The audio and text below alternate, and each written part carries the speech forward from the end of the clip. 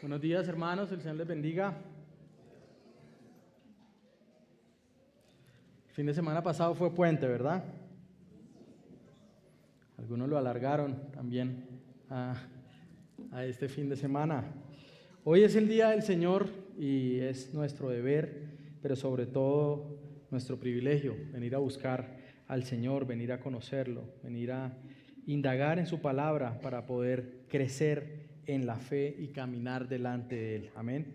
Así que oro que el Señor nos hable hoy a todos y que su palabra venga a ser alivio y también consuelo para todos nosotros.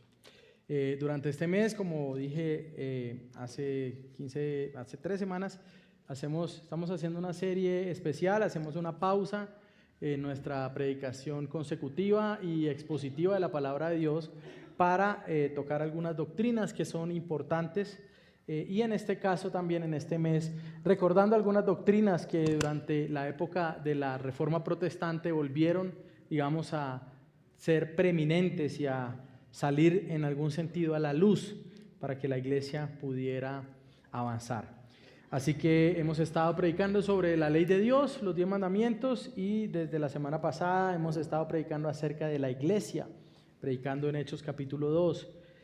Así que bueno, vamos a leer la palabra del Señor. Voy a estar predicando principalmente en Mateo 16, sin embargo voy a estar abordando también algunos otros textos del Nuevo Testamento.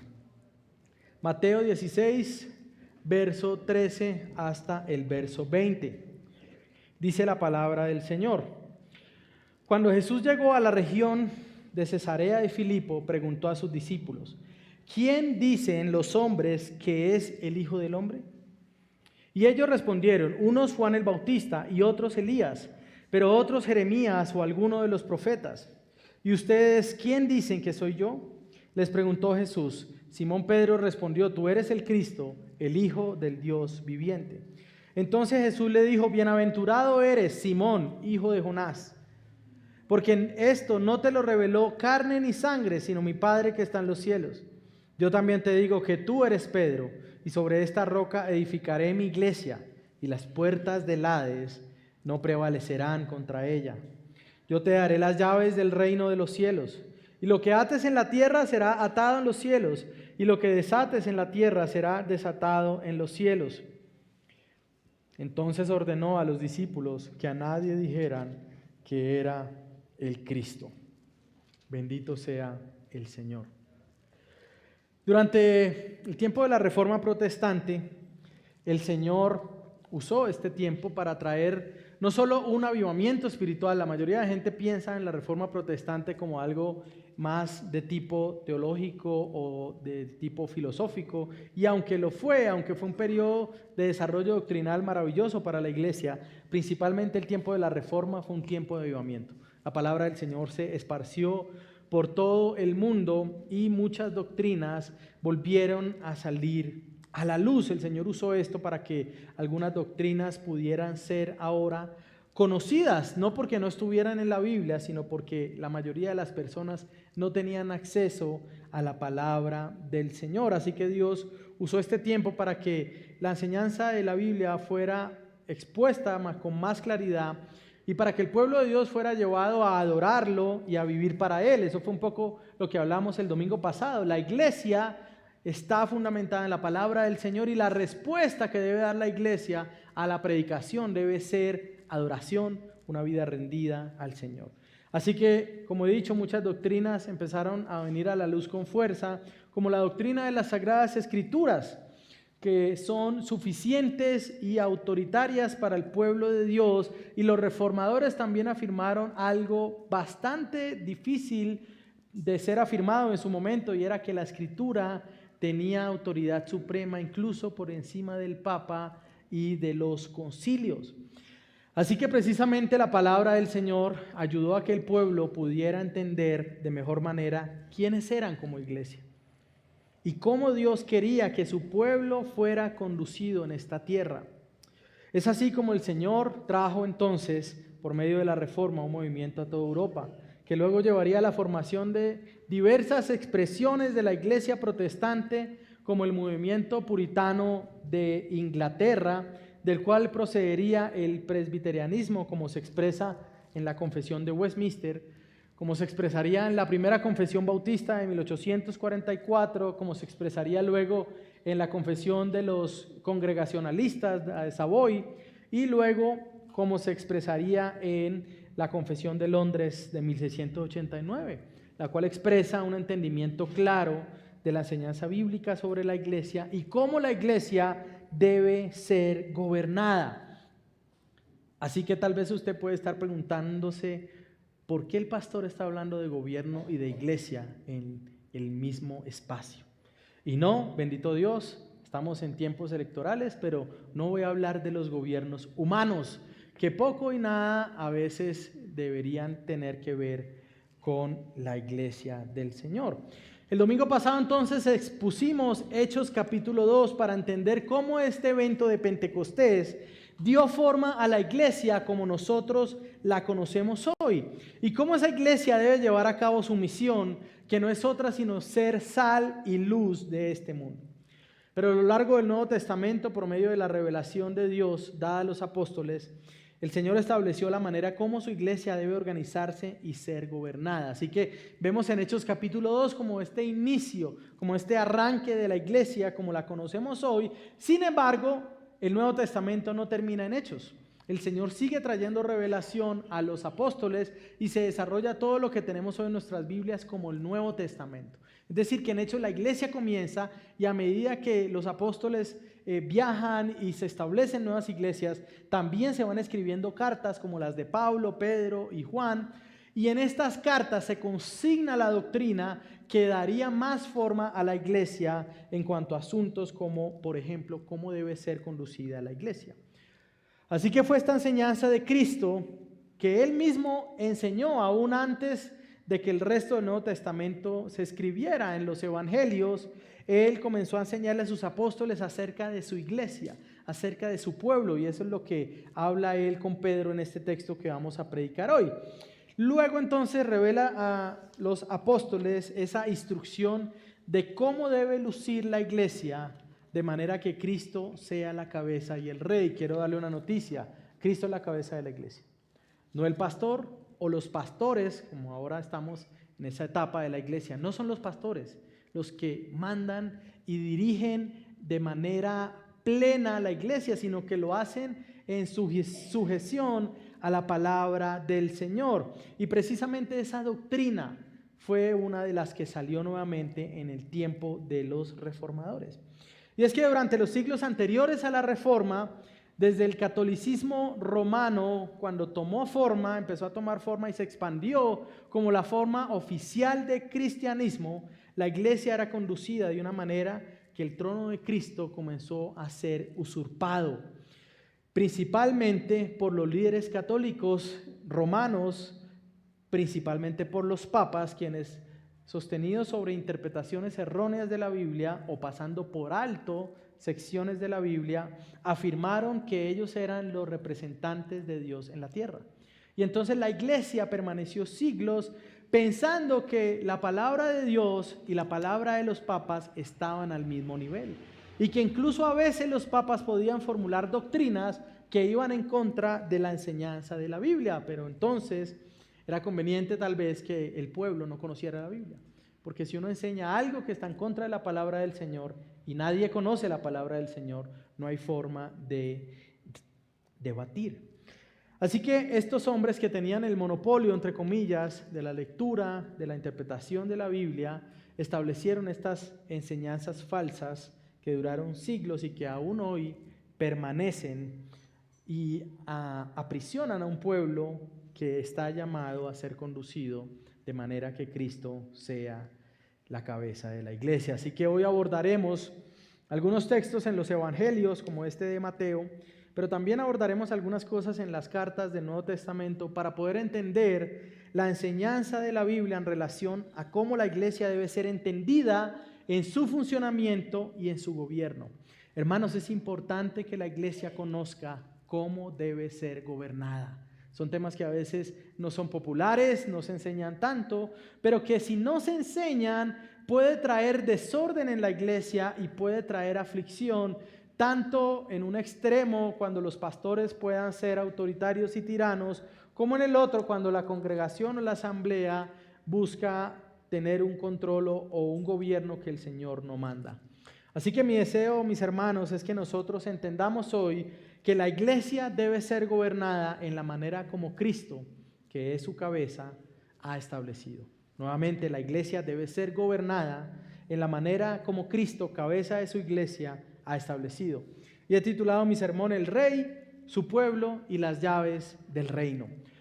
Y lo primero que quiero hacer en los versos 13 al 18 de Mateo 16 es hablar sobre el fundamento sobre el cual se edifica la iglesia. Es decir, ¿qué es aquello sobre lo cual la iglesia, el pueblo del Señor, debe pararse?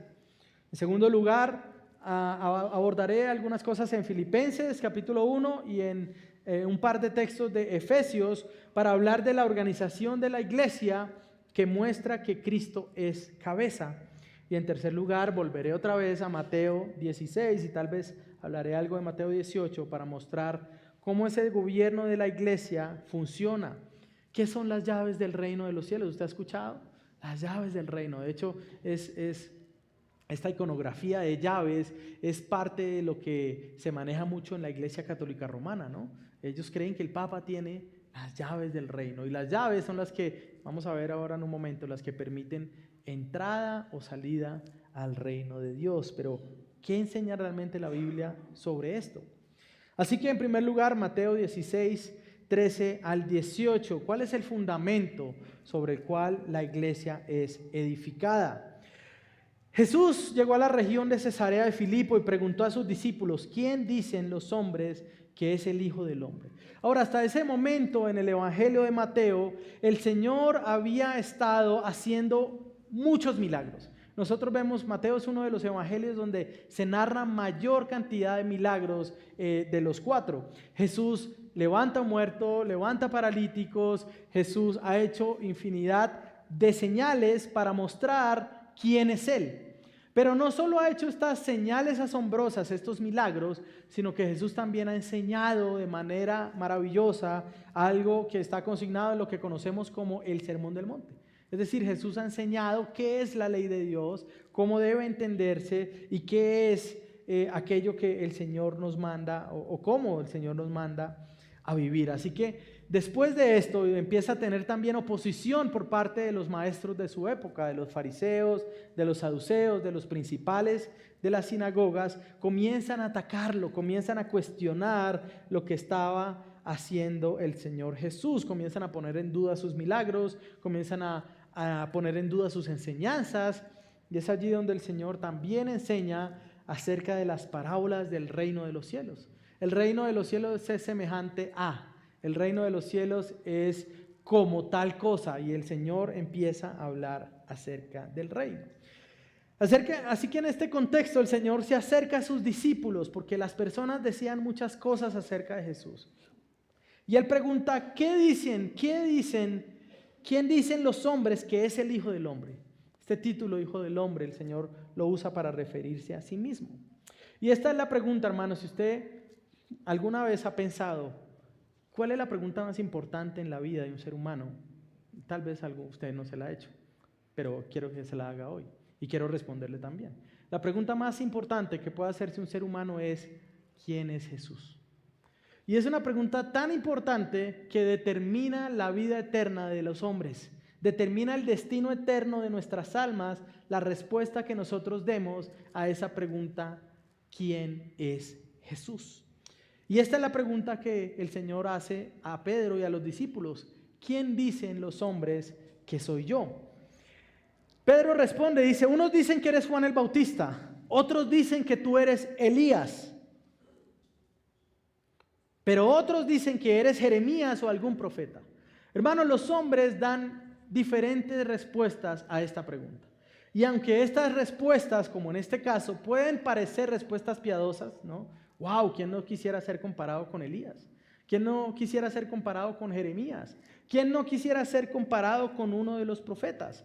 El asunto es que Jesús es mucho mayor que simplemente un profeta. Y esta pregunta está en el centro de la conversación entre Jesús y sus discípulos a nombre de quienes habla Pedro. Nosotros vemos en esta conversación que Pedro viene a comportarse como Pedro, ¿no? Es decir, Pedro efectivamente es uno dentro de los discípulos que tiene un liderazgo especial. Por eso Pedro toma la vocería de todos y empieza a dialogar con Jesús, pero al final es una conversación entre sus seguidores y el Señor Jesús. Y esta conversación, hermanos, si usted no se ha preguntado alguna vez, o si usted ha sentido que alguna conversación suya se malinterpreta, ¿no le ha pasado que usted está hablando algo con una persona y alguien está ahí, escucha y registra todo mal, ¿no? Y de esa conversación que fue mal entendida, surgen una cantidad de problemas y dificultades. Ahora, si usted ha sentido esto que sucede acá ha sido infinidad de veces mayor a cualquier problema. Esta es la conversación más malentendida de la historia de la humanidad. Esta conversación entre Jesús y Pedro fue demasiado mal entendida. Y es tan mal entendida que hasta el día de hoy nosotros vemos problemas a causa de entender mal esta conversación. Y es que un mal entendimiento de esta es lo que trajo la teología católica romana para que ellos establecieran o definieran que Pedro es la roca de la iglesia, es decir, la figura de Pedro. Pedro como hombre viene a ser la roca de la iglesia según el entendimiento católico romano, y después ellos formulan la doctrina que se conoce como de la sucesión apostólica, es decir, ellos dicen que como Pedro es la roca de la iglesia, entonces Pedro es el representante de Dios en la tierra, y como Pedro después fue el sacerdote o el obispo de Roma, entonces la iglesia de Roma tenía que ser más importante que el resto de iglesias. No solo más importante, sino que la iglesia de Roma debía mandar sobre el resto. Es decir, que el que mandaba sobre esa iglesia, que era el sacerdote de Roma, tenía que potestad y poder para mandar sobre el resto de las iglesias. Se establece entonces esta doctrina: Pedro es representante de Dios en la tierra. Y esa representancia de Dios en la tierra que tenía Pedro se hereda, y es lo que se conoce como la sucesión apostólica. Es decir, desde Pedro después venían sucesores que vinieron a ser los papas, ¿no? Que dictaban el rumbo o el camino que debía tomar la iglesia oficial, que era la iglesia católica romana, ¿no? Así que debemos entender bien esta conversación. Debemos entender bien qué es lo que está pasando.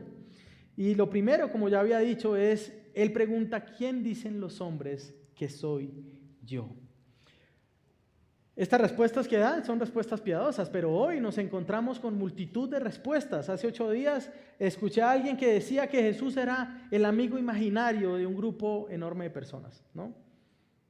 Es una mala respuesta, ese no es Jesús. Pero tampoco es un profeta. Pero tampoco es alguien bueno que simplemente nos enseña cómo vivir. Jesús es mucho más. Y la respuesta de Pedro, la declaración de Pedro en el verso 15, es el fundamento, viene a ser la roca sobre la cual la iglesia es edificada. Es decir, hermano, que todo el que abrace esta confesión debe ser parte de la iglesia. Y la confesión es la siguiente, dice: ¿ustedes quién dicen que soy yo? Ustedes que son mis discípulos, ustedes que han visto mis señales, ustedes que han escuchado mis enseñanzas, ¿ustedes quién dicen que soy yo? Y Pedro responde: tú eres el Cristo, el Hijo del Dios viviente. Hermanos, Jesús es el Cristo. Jesús no solo es un maestro moral, es mucho más que eso. Jesús no fue solo el más grande de todos los profetas, es mucho más que un profeta. Jesús es el Hijo de Dios viviente, pero también es el Cristo, es decir, el ungido de Dios, el Mesías, aquel que vino a rescatar a los hombres. Y yo le pregunto hoy, ¿quién usted piensa que es Jesús?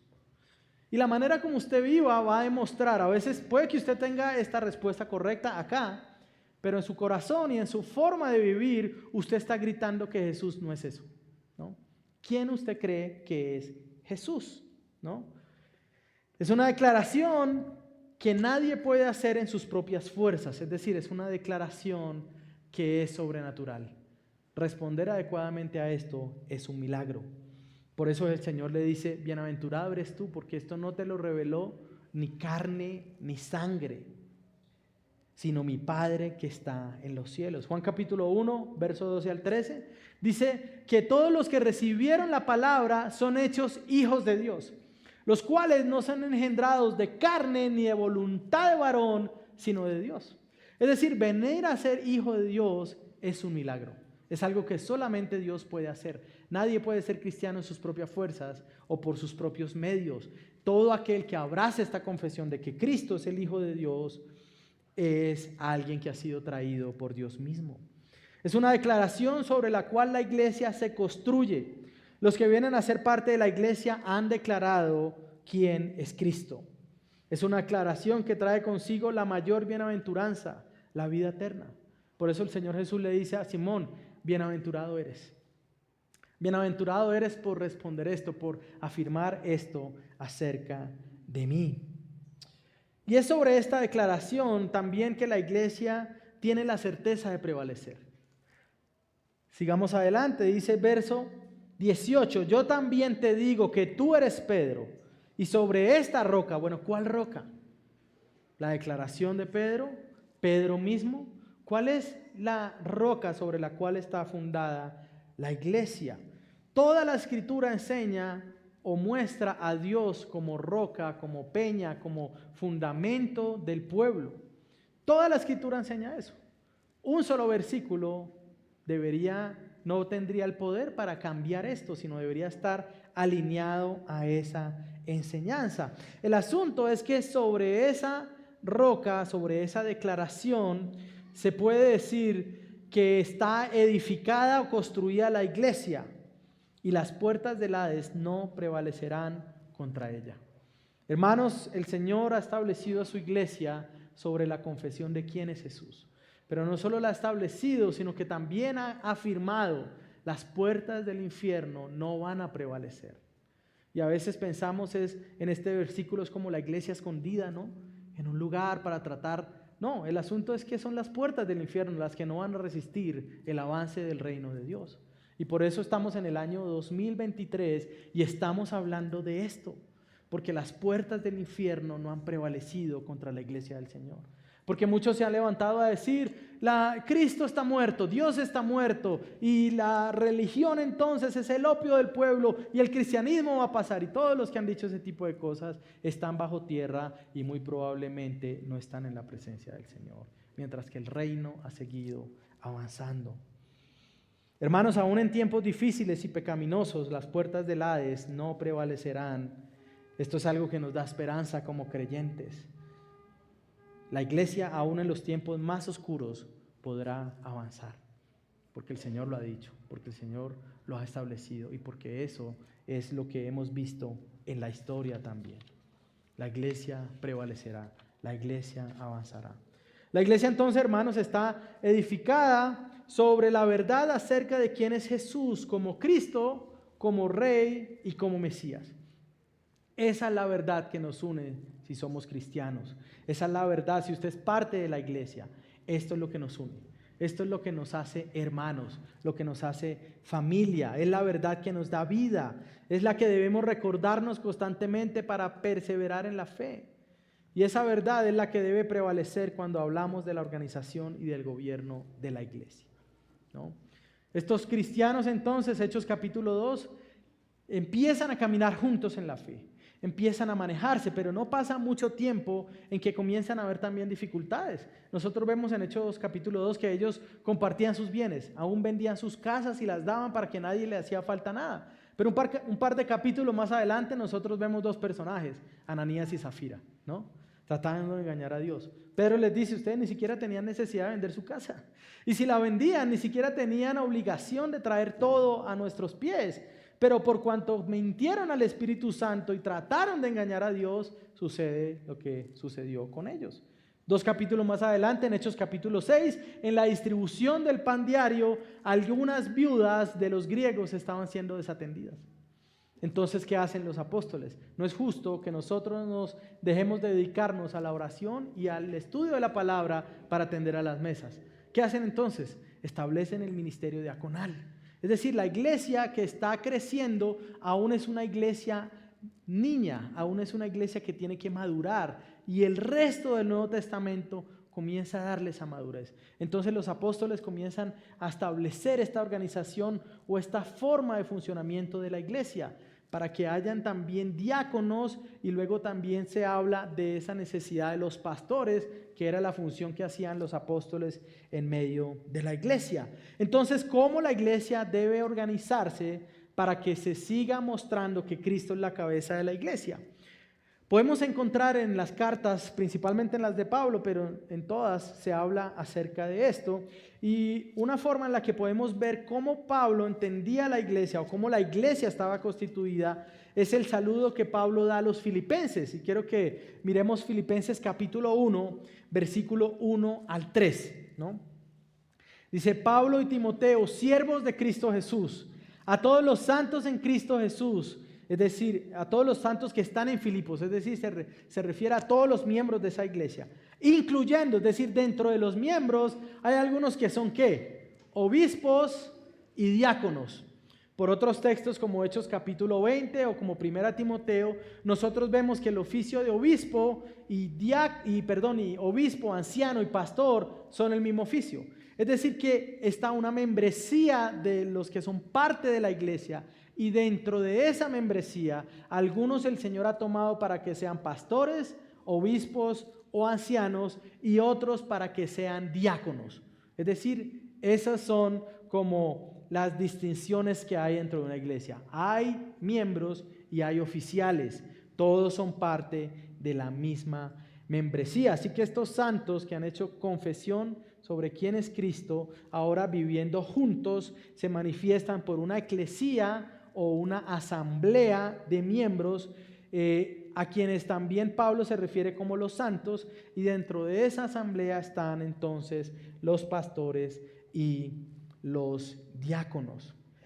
La Biblia, hermanos, usa varias figuras para referirse a la iglesia: esposa de Cristo, pueblo de Dios, ovejas de su prado. Sin embargo, las imágenes que describen de mejor manera cómo está constituida la iglesia y cómo deben funcionar son las imágenes de edificio. Por ejemplo, edificio cuya piedra angular es Cristo, cuerpo cuyos miembros están unidos entre sí, teniendo como cabeza a Cristo y como máxima autoridad de la iglesia a Él. Así que en esta asamblea de miembros es Cristo reconocido como cabeza de su iglesia. Y usted puede preguntarme: bueno, pastor, pero ¿cómo podemos saber si una iglesia está gobernada por Cristo como cabeza? Primero, porque la palabra de Dios viene a ser central en la iglesia y en la vida de la iglesia. Es decir, que la palabra de Cristo es aquella de la que procede todo lo que el pueblo hace. Hermanos, nosotros no cantamos porque a nosotros nos gusta la música y porque qué chévere que cantemos juntos, ¿no? Nosotros cantamos porque la Biblia nos manda a cantar. Nosotros leemos la palabra porque la Biblia nos manda a leerla.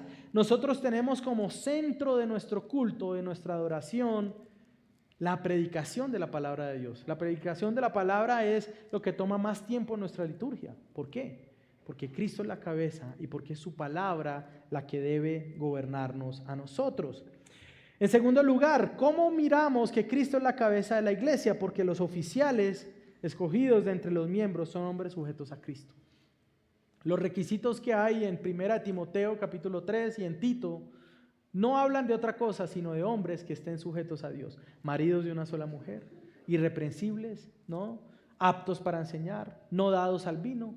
La traducción de eso simplemente es que los pastores sean cristianos, y que sean cristianos que muestren a Jesús, y que sean cristianos que estén sujetos a Jesús. Es decir, la iglesia reconoce en este oficio a hombres que temen al Señor, y aún los diáconos también están sujetos a la palabra del Señor. Entonces, miramos que Cristo es cabeza porque escogemos a hombres que están sujetos a esa cabeza. Al ser hombres piadosos, entonces muestran una vida sujeta a Cristo. Y es interesante que ni los pastores ni los diáconos son una clase externa de personas ajena a la membresía. sino que los ancianos y los diáconos son parte de la membresía de la iglesia, es decir, ellos son tomados dentro de la iglesia. Nosotros creemos que la Biblia enseña esto. Nosotros no creemos que los presbíteros, los ancianos o los obispos estén externos a la iglesia y no estén expuestos a la misma disciplina de la iglesia. En tercer lugar, miramos que Cristo es cabeza de la iglesia porque la función principal de los pastores es alimentar a la iglesia por medio de la enseñanza. Es decir, la función principal del pastor es enseñar públicamente, pero también en las casas, enseñar la palabra del Señor. Y quiero que vayamos a Efesios capítulo 2, versículo 19 para mirar un poco sobre esto. Dice, así pues ustedes ya no son extraños ni extranjeros, sino que son conciudadanos de los santos y son de la familia de Dios. Es otra manera de ver la iglesia, la familia de Dios. Están edificados sobre el fundamento de los apóstoles y profetas. ¿Cuál es el fundamento de los apóstoles y profetas? El Antiguo Testamento y el Nuevo Testamento. Es decir, ese es el fundamento sobre el cual nosotros estamos. Dice, siendo Cristo Jesús mismo la piedra angular. Es decir, tanto el Antiguo como el Nuevo Testamento lo que hacen es estar fundamentados, afirmando que Cristo es la piedra angular, ¿no? En quien todo el edificio bien ajustado va creciendo para ser un templo santo en el Señor. En Cristo también ustedes son juntamente edificados para morada de Dios en el Espíritu. Es decir, que el fundamento sobre el cual la iglesia está puesto es la enseñanza del Antiguo Testamento y del Nuevo, que no es otra, sino que Cristo es el Hijo de Dios. Y eso fue lo que vimos en Hechos capítulo 2, en la predicación de Pedro. Así que es la palabra quien da crecimiento a los santos, que son parte de la familia de Dios. Es la palabra que permite que los santos crezcan en Cristo como piedra angular y sobre la cual el edificio crece para ser un templo, es decir, crece para ser un grupo de personas en medio del cual Cristo mismo habita. Así que la iglesia, hermanos, está sostenida sobre la confesión de quién es Cristo. Está constituida por miembros dentro de los cuales hay ancianos, obispos o pastores y hay diáconos también. La pregunta que surge es entonces, bueno, ¿cómo debe ser la relación entre los pastores, los diáconos y el resto de los miembros? Como había una serie en los 80 que se llamaba ¿Quién manda a quién? ¿No? Los que se rieron entienden la referencia, ¿no? ¿Quién manda a quién? ¿Quién debe gobernar? ¿Quién dirige? ¿Quién lidera estas cosas? ¿Cómo la iglesia debe ser dirigida? ¿Qué autoridad tiene la asamblea de manera que Cristo sea cabeza y rey? ¿Cuál es la autoridad del Señor dada a los pastores? Esto me lleva a mi último punto, volviendo a Mateo 16, una de las conversaciones más malentendidas, verso 19. Y yo te daré las llaves del reino de los cielos. Y lo que ates en la tierra será atado en los cielos, y lo que desates en la tierra será desatado en los cielos.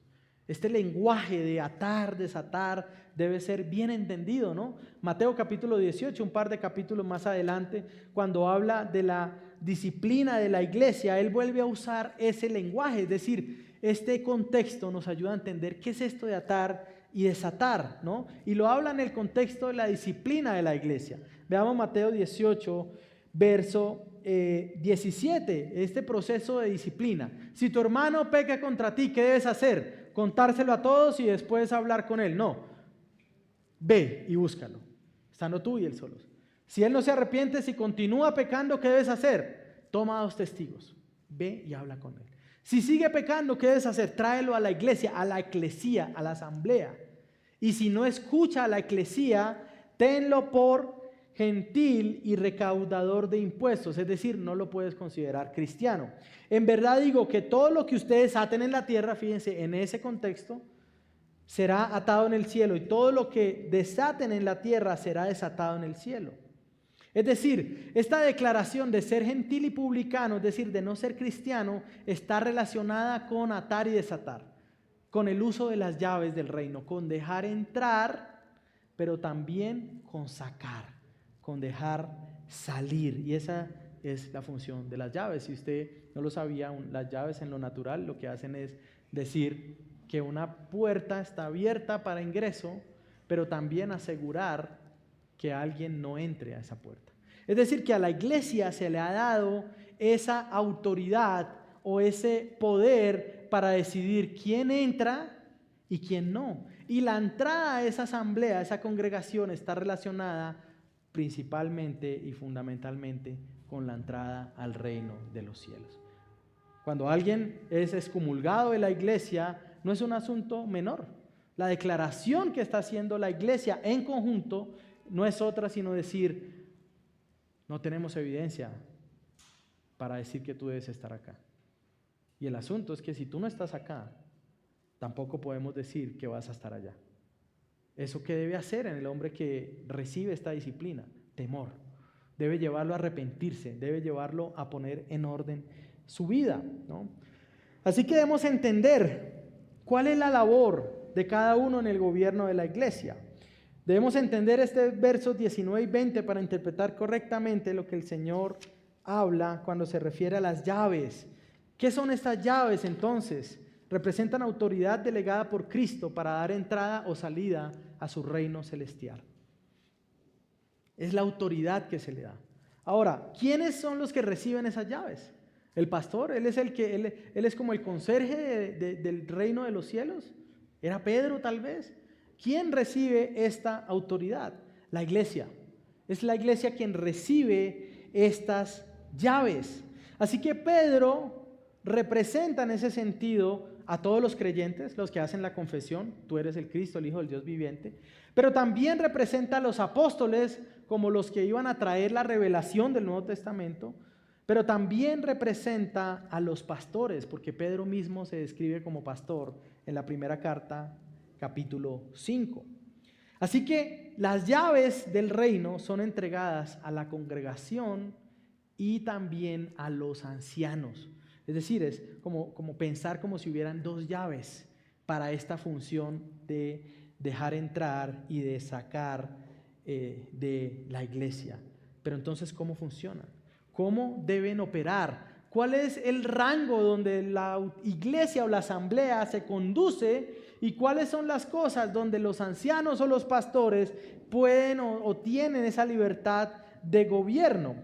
Ahora, John Cotton, que fue un ministro congregacionalista del siglo XVI, escribió un libro que se llama Las llaves del reino.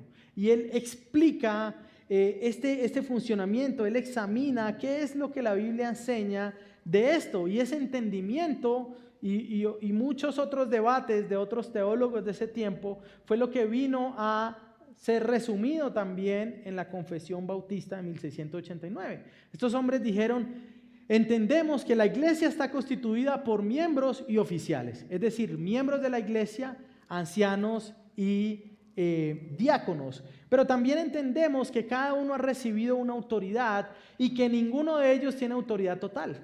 Es decir, la iglesia no se maneja por una democracia plena, que podría resultar en cosas desastrosas, pero tampoco se maneja por una monarquía todopoderosa, que sería, digamos, los pastores. Bueno, pastor, entonces, ¿cómo funciona el asunto? Voy a hablar primero sobre las libertades de la iglesia, es decir, cuál es la autoridad de la asamblea de los creyentes, hablando un poco de lo que la Biblia enseña, que John Cotton bien hace en resumir. En primer lugar, la iglesia tiene el poder, los privilegios y la libertad de escoger a sus oficiales. Es decir, los ancianos no tienen el poder para decir, bueno, bienvenido hermano, mire, les presento a su nuevo pastor. ¿Cómo pastor? Pero si recién lo vemos hoy por primera vez. No, él es el nuevo pastor. No, la iglesia tiene esa autoridad. Y Hechos capítulo 14, verso 23, se habla de que habiendo ordenado pastores en esos viajes misioneros, y esa palabra ordenar o constituir apunta a una elección dada por el levantamiento de la mano o por el sufragio común. Es decir, creemos que la iglesia tiene autoridad para confirmar o reconocer a esos pastores. Ahora el 24 de septiembre tuvimos una votación para escoger o reconocer a Dani como pastor en medio, al hermano Daniel como pastor en medio de nosotros. En segundo lugar, es un privilegio o libertad de la iglesia enviar a uno o más de sus ancianos según lo requiera el servicio público de Cristo y de la iglesia universal. La iglesia, por ejemplo, en Filipenses, Epafrodito es enviado como un delegado de la iglesia. ¿Para qué? Para servir a las otras iglesias que estaban avanzando en ese tiempo. Eso lo podemos ver en Filipenses capítulo 2. Es decir, una iglesia, una asamblea en conjunto tiene esa libertad de decir, miren, hay necesidad del avance del reino del Señor en otra ciudad, en otro país. Vamos a ponernos en común acuerdo y podemos determinar que uno de los ancianos pueda ser puesto para servicio del reino de Dios en la iglesia universal, ya sea en plantación de iglesias o en otras labores. En tercer lugar, los hermanos de la iglesia tienen el poder y la libertad de proponer cualquier objeción justa contra los que se ofrecen para ser admitidos a su comunión o a los sellos de la misma, es decir, los sacramentos. Es decir, que la iglesia, la asamblea debe estar de acuerdo en a quién reconocemos como parte de nosotros. Y esto es importante porque vamos a tener una asamblea el 5 de noviembre.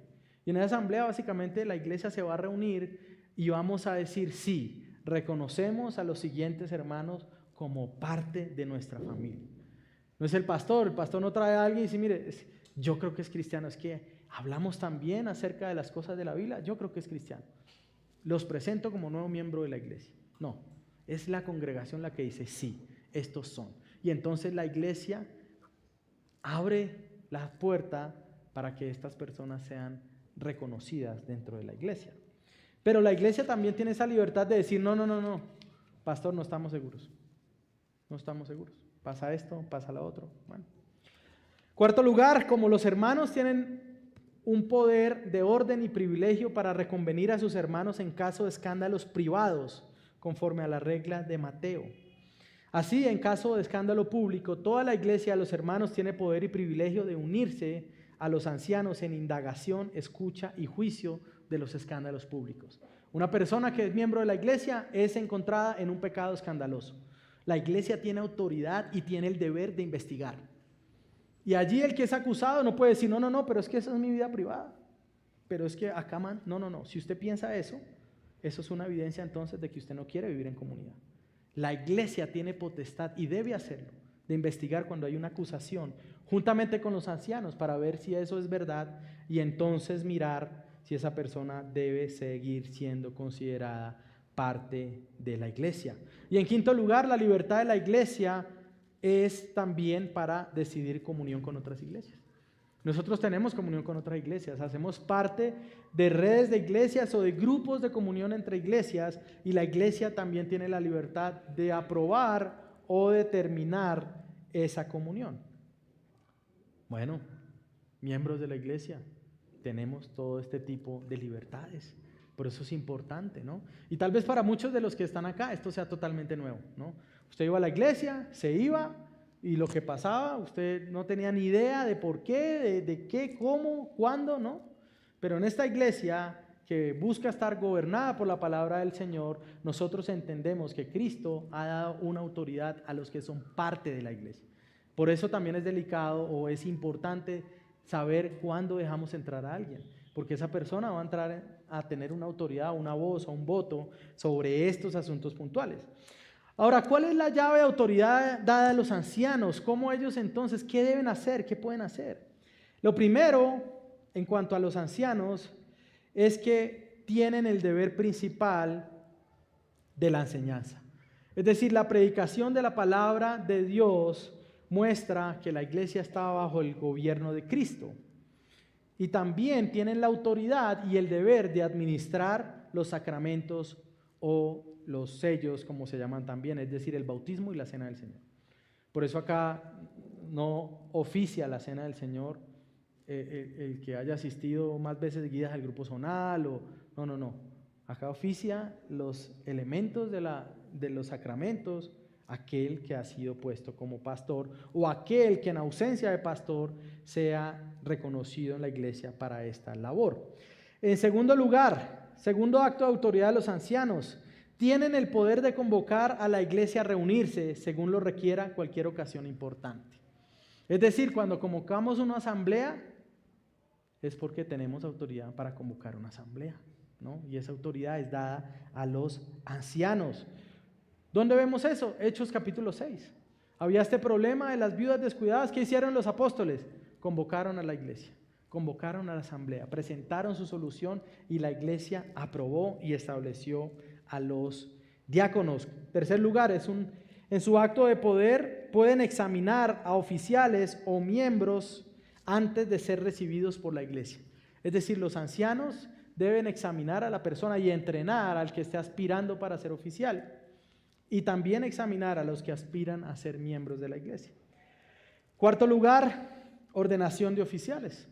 Los ancianos o los pastores son los que oficializan o formalizan a alguien para el ministerio.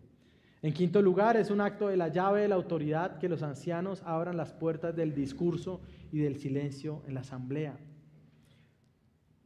Fueron los oficiales de la sinagoga, Hechos capítulo 13, los que permitieron que Pablo pudiera hablar. Los que le dijeron, ¿tienes alguna palabra de exhortación? Y entonces sí, Pablo vino y predicó. No somos una iglesia de púlpito abierto, ¿no? No somos una iglesia donde, bueno, oremos y en la alabanza el que sienta pasar adelante a predicar puede hacerlo. No, eso no es lo que enseña la Biblia. Pero tampoco somos una iglesia donde en sus asambleas cualquiera de los miembros pueda decir cualquier cosa, y si va a decir algo en contra de la palabra del Señor o del funcionamiento, los ancianos tienen autoridad para limitar ese tipo de cosas. Sexto lugar, los ancianos preparan de antemano los asuntos que son tratados por ellos mismos o por otros ante la congregación, ¿no? Esa transgresión que es examinada, los pastores deben examinar las acusaciones. No pueden traer una acusación que sea falsa delante de la iglesia. Tienen que indagar y tienen autoridad para hacerlo. Si se encuentra que es una acusación falsa, ¿qué deben hacer los ancianos? No, pues traigámosla por si de pronto alguno cree que es verdad. No, deben proteger a la iglesia y guardarla también de agitaciones innecesarias y tediosas. En ese sentido, entonces, los ancianos tienen poder de rechazar quejas sin causa y desordenadas, así como proponer quejas que sean justas, aún quejas entre los mismos ancianos. Séptimo, los ancianos tienen poder de informar a la iglesia por qué se está ejerciendo disciplina sobre alguien. No puede traer a alguien a disciplina eclesial solamente porque le pareció o porque es que no me saludó los últimos 4 domingos y yo soy el pastor, ¿cómo no me va a saludar? Lo traigo a disciplina, no. Los pastores traen al hermano a la disciplina eclesial y dicen, mire, la palabra de Dios enseña esto, por ejemplo, no robarás. Y esta persona, luego de ser investigada, se halló culpable de estar defraudando a personas de la iglesia.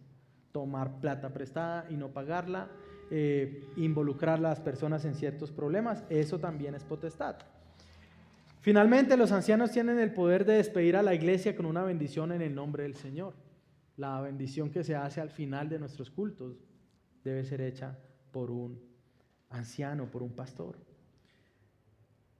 También, y esto es importante, hermanos, los ancianos han recibido el poder de acusar a cualquiera de los miembros en privado con el propósito de que ninguno de ellos viva desordenadamente sin una vocación cristiana. Los pastores tienen derecho de amonestar, y eso no es abuso de autoridad. Y ustedes deben tener claro que es deber del pastor. Si el pastor lo está viendo andar desordenadamente y de manera pecaminosa, y si él es pastor, tiene que venir a usted y tiene que decirle. Eso sí, amorosamente, con paciencia, a la luz de la Escritura, debe ser llevado a esto. Así que, hermanos, podemos decir que estas llaves han sido dadas a la iglesia como un todo, tanto a los miembros como a los ancianos. Podemos afirmar que las llaves que se han entregado en un sentido tienen un rango de autoridad para los pastores, otro para la asamblea y generalmente un grado conjunto de labor, ¿no? Principalmente en lo referente a recibir miembros y excomulgar a alguna persona que era miembro de la iglesia. Ahí las dos llaves deben actuar en conjunto. No sé si usted ha visto algunas películas, ¿no? Principalmente las que hablan de guerras, de fin del mundo, ¿no? Una bomba superpoderosa que tiene que ser activada y puede destruir todo el planeta, y esas bombas a veces se activan por el uso de ¿qué? De 2 llaves al tiempo, ¿no? tienen que girarla al mismo tiempo, ¿no? Entonces, esa imagen nos puede ayudar a entender en esos casos donde las llaves entregadas a la membresía y a los ancianos deben estar de acuerdo. Si la iglesia quiere establecer a alguien como pastor y los ancianos dicen, no vemos que este hombre sea un pastor, las llaves no van a funcionar. La iglesia en conjunto debe estar de acuerdo, lo mismo para la excomunión o lo mismo para el ingreso de miembros. Es decir, que son unas llaves compartidas, es una autoridad compartida por los pastores y la asamblea en el caso de ingreso y expulsión, ¿no? Asimismo, hay asuntos que ya se nombraron donde los ancianos tienen potestad de guiar a la iglesia conforme a lo que Dios manda. Nosotros no hacemos una encuesta para saber si ustedes quieren que la próxima serie sea de 2 Timoteo, o de los Salmos o de Apocalipsis, ¿no? Los ancianos tienen potestad para determinar qué alimento o cómo van a guiar a la iglesia en esto. Hermano, la iglesia debe ser gobernada en la manera como Cristo, su cabeza, lo estableció. En el ministerio de la enseñanza y en el ejercicio de la autoridad o en el gobierno de los ancianos se debe mostrar que Cristo es el que gobierna la iglesia. Ahora, yo sé que esto es difícil de escuchar y que puede tener mucha información. Yo sé que hablar de gobierno o liderazgo no es un asunto sencillo ni tampoco un asunto popular. Sin embargo, no podemos dejar de reconocer que es un asunto fundamental para el pueblo de Dios saber cómo conducirse y cómo ser liderado. ¿Por qué? Pastor, yo estoy acá la primera vez que vengo, usted está hablando acá de cosas tan extrañas y raras sobre el gobierno de la iglesia. ¿Qué tengo que ver yo con esto? O pastor, yo soy miembro, bueno, yo vengo a las asambleas, yo levanto la mano siempre, yo no voy a levantar, yo siempre voy a estar a favor. ¿Por qué tengo que escuchar esto? Hermano, porque Cristo ama a su pueblo. Nuestro Señor es el buen pastor. Él desea que sus ovejas oigan su voz y lo sigan. Y para esto ha dejado como fundamento la enseñanza de los apóstoles y profetas que está en la Biblia. Y asimismo ha separado hombres para que se dediquen a la oración y la enseñanza de su palabra. De manera que estos hombres puedan cuidar al pueblo de Dios y lo guíen hasta la ciudad celestial. La labor de los pastores, hermanos, no es amargar su vida. Pero es que, ¿para qué le voy a pedir consejos si el pastor siempre me dice lo que no quiero hacer? Bueno, hermano, tal vez hay que examinarse las motivaciones, la madurez con la que usted está hablando. Ahora, el pastor nunca va a decidir por usted. Nosotros como pastores siempre debemos buscar el bien espiritual de las personas y aconsejamos de manera en que usted pueda ser encaminado a la ciudad celestial. Pero pasa con tristeza que a veces el consejo no es recibido, ¿no? Hermano, mira, este camino yo lo veo clarito en eso. Gracias, pastor. ¿No? Y uno ve todo el panorama oscuro, pero el hermano lo ve claro, ¿no? Y ahí uno debe encomendarlo a Dios y pedir que tenga misericordia, ¿no?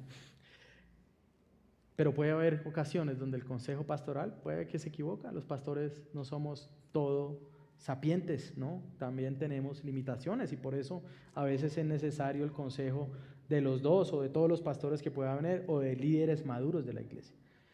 Así que el Señor, hermanos, ha separado a hombres para nuestro bienestar, para nuestro cuidado, para que lleguemos hasta el final. Hermanos, nosotros queremos que ustedes lleguen hasta el final. No queremos que ninguno se quede en el camino, no queremos que nadie quede sin entrar al reino de Dios, de aquellos que han entrado a ser parte de la iglesia. El Señor desea que su pueblo sea guiado correcta y amorosamente. Y esto es dado también porque el Señor sabe que van a haber dificultades en el peregrinaje. ¿Por qué? Porque aún tenemos pecado remanente. Habrán dificultades.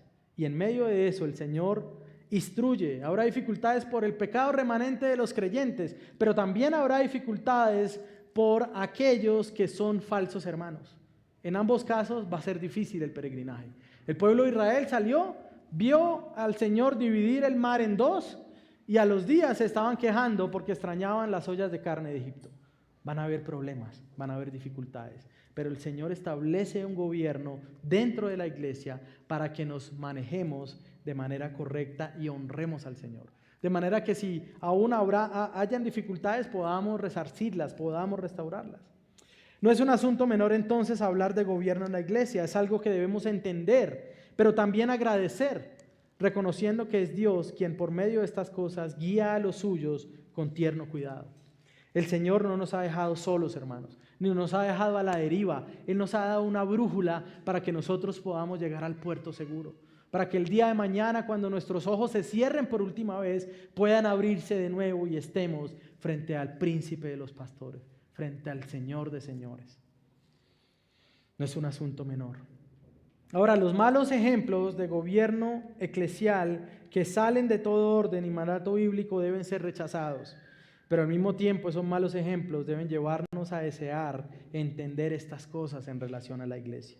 Esto debe llevarnos como miembros, si usted es miembro de la iglesia, a tener un sentido de responsabilidad cuando como miembros, junto con los ancianos, recibimos a nuevos miembros o juzgamos casos de disciplina eclesial. Debemos dar gracias al Señor por el cuidado de los suyos y reconocer que la iglesia debe ser gobernada en la manera como Cristo, su cabeza, ha establecido, y que el buen pastor reciba toda la gloria en todas las cosas. Algunas aplicaciones para terminar. En primer lugar, quiero decir que esto trae esperanza a la iglesia de que avanzará sobre la roca. La Biblia dice que las puertas del Hades no prevalecerán. Eso implica que en medio de un mundo contrario al Evangelio, nosotros podemos llegar hasta el final, hermano. Y esto es bueno recordarlo, porque hay ocasiones de la vida cristiana donde no queremos continuar, donde creemos que vamos a morir como impíos a pesar de que hoy seamos parte de una iglesia. Y ahí es necesario recordar que el Señor ha dicho que irá con nosotros hasta el final, que el Señor ha dicho que tiene toda autoridad, pero que también va con nosotros y que su iglesia será preservada hasta el final. Pero si acá hay alguien también que no ha conocido al Señor, que tal vez incluso ha tenido contacto con iglesias, tal vez alguno que haya dicho, pastor, pero yo fui miembro de esa iglesia 10, 5 o 20 años y ya no estoy, ya no quiero tener nada que ver con iglesia porque lo que vi allá fue tan perverso que estoy apartado de la iglesia, pero quiero todo con Cristo, ¿no?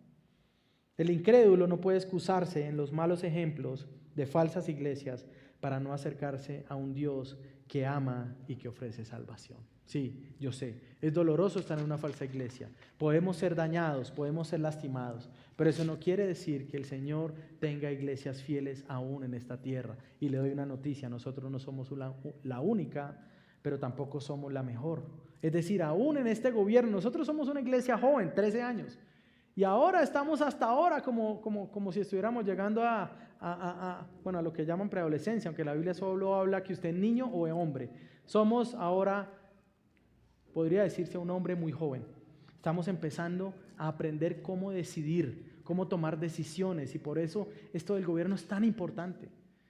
Durante mucho tiempo duramos siendo una iglesia con un único pastor, y en los últimos años hemos intentado de que la iglesia tenga un papel importante en la toma de decisiones. Sin embargo, ahora ya somos más pastores y ahora sí podemos ejecutar un gobierno mucho más claro y con mucho mejor entendimiento sobre dónde comienzan las responsabilidades de los pastores, dónde la iglesia se suma y dónde las llaves deben funcionar de acuerdo una con la otra. Así que, hermanos, que el Señor nos ayude a perseverar. Es necesario esto. El Señor ama a su iglesia. El Señor quiere que lleguemos hasta el final. El Señor seguirá dando más pastores a esta iglesia. Y si el Señor lo determina, también la iglesia tendrá libertad para compartir no solo de sus pastores, sino de sus diáconos o otros maestros para que el reino del Señor avance. Hay iglesias hoy sin pastores. Hay iglesias cuyo pastor se descalificó o se fue o huyó y que están buscando ser guiadas y lideradas y ser enseñadas. Y la iglesia ahora, la congregación, a medida que el Señor añada más pastores, puede tener esa libertad de comenzar más iglesias o enviar siervos a otros lugares donde la palabra siga avanzando. Hermanos, el Señor nos ama, está con nosotros. Ha dado a su iglesia esta autoridad, este gobierno, para que nosotros lleguemos hasta el final. Que el Señor nos ayude. Hermanos, los que están en proceso de membresía, esto es importante y ustedes lo van a ver en el discipulado. Así que es importante que atendamos a estas cosas y que le demos gloria a Dios por todo. Vamos a orar y vamos a darle gracias al Señor. Amado Jesús, tú eres el buen pastor que ha dado su vida por las ovejas, pero que también nos ha dado luz y guía para nosotros poder caminar en este mundo oscuro, Señor. No nos has dejado al azar, no nos has dejado ante una anarquía pecaminosa, pero tampoco nos has entregado a una democracia que sea nociva, pero tampoco nos has entregado a una monarquía que pueda ser perversa, sino que has dado las llaves de tu reino a tu pueblo, Señor, aquel que está parado sobre la declaración de que tú eres el Cristo, el Hijo de Dios viviente. Y entonces has establecido ancianos, diáconos y a los miembros para que juntos, Señor, podamos caminar en lo que tú quieres para este pueblo, Señor. Gracias por ese entendimiento que das, que le diste también a los teólogos del siglo XVI y XVII y que hoy nosotros celebramos. No porque ellos hayan sido más brillantes simplemente, sino porque vieron lo que tu escritura estaba enseñando y pudieron ponerlo en una manera que nosotros, hombres más sencillos, pudiéramos entender. Gracias, Señor, porque podemos descansar en ti. Podemos reconocer que nuestra alma puede descansar y puede ser preservada, Señor. Que las tinieblas no vencerán. Que los ataques contra tu iglesia no prosperarán, Señor. Que tu iglesia seguirá avanzando. Bendice, Señor, a las iglesias en medio de nuestra nación y en medio de las naciones de la tierra. A los pastores que quieren ser fieles, Señor, para que les des ánimo, aliento y fuerza para que sigan adelante en este llamado, Señor. Te damos gracias y te damos gloria y honra a ti, Señor. Bendito tú eres, Señor. Gloria a tu nombre, gloria a tu pueblo, Señor. Nos ponemos en tus manos, Padre, en Cristo Jesús. Amén y amén.